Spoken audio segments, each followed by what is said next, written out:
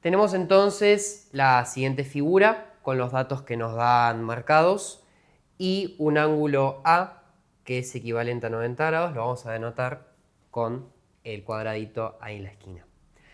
Lo que nos piden va a ser hallar la medida del ángulo DAE, que lo vamos a nombrar con una incógnita, la cual va a ser alfa, para tenerlo de referencia. Y lo que tenemos que hacer es, en base a los lados que tenemos y ese ángulo de 90 grados, intentar llegar a despejar medidas de ese ángulo y probablemente algún otro también. Ya veremos. Pero primero para eso vamos a tener que ver cómo hacemos para utilizar medidas de lados para hallar ángulos. Antes de ponernos con eso, vamos a intentar despejar el lado que nos queda pendiente del triángulo rectángulo.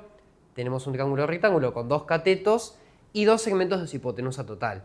Así que con el teorema de Pitágoras es bastante intuitivo cómo llegar a sacar el lado ED.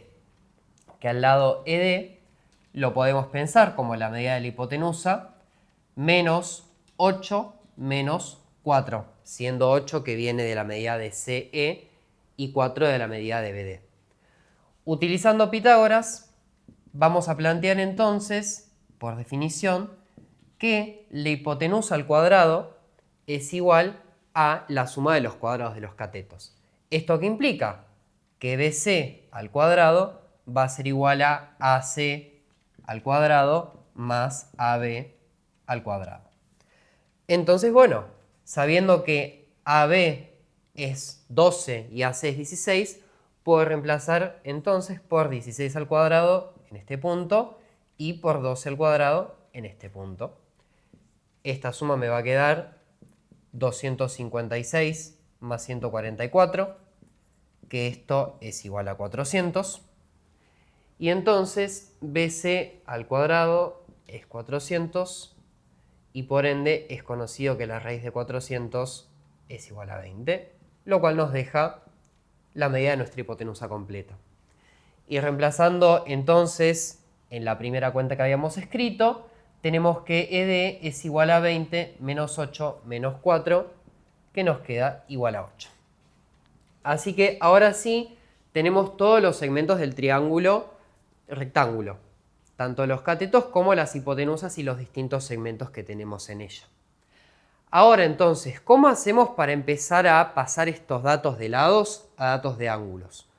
Un primer truco que está bueno para este y para otro tipo de problemas cuando no sabemos cómo trabajar esto es intentar ver algún tipo de triángulo equilátero o isósceles. ¿Por qué decimos esto? Porque los triángulos isósceles cumplen una propiedad que es que los ángulos correspondientes a sus lados iguales también son iguales. Entonces los triángulos isósceles tienen dos lados iguales, dos ángulos iguales también, y un ángulo desigual, que siempre el ángulo desigual es el ángulo que forman los lados iguales. Por eso es importante de saber si tenemos triángulos isósceles porque nos permiten ver ciertas relaciones entre ángulos también. En este triángulo lo podemos ver observando que tenemos dos segmentos de 8 centímetros que sumados dan un segmento de 16 centímetros. Este segmento entonces, el segmento CD, va a armar con el segmento AC y el lado AD un triángulo isósceles. Entonces vamos a notar que el triángulo ACD es isósceles con dos lados de 16. Y entonces de acá puedo ver que el ángulo CAD es igual al ángulo CDA. Y bueno, sabemos que el ángulo DAE va a ser alfa, y nombrando a este angulito de acá como beta, podemos decir entonces que el ángulo CDA va a ser igual a alfa más beta. De manera análoga podemos pensar algo muy similar para el otro cateto, el cateto AB que vale 12. También podemos notar que estos dos segmentos DE y DB también me suman 12. Entonces también voy a poder afirmar que el triángulo ABE es isósceles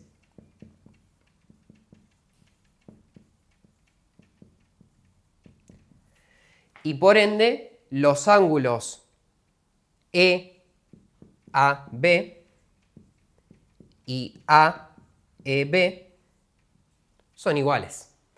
Entonces, nombrando a este tercer angulito DAB como gamma, podemos decir que el ángulo AEB es alfa más gamma.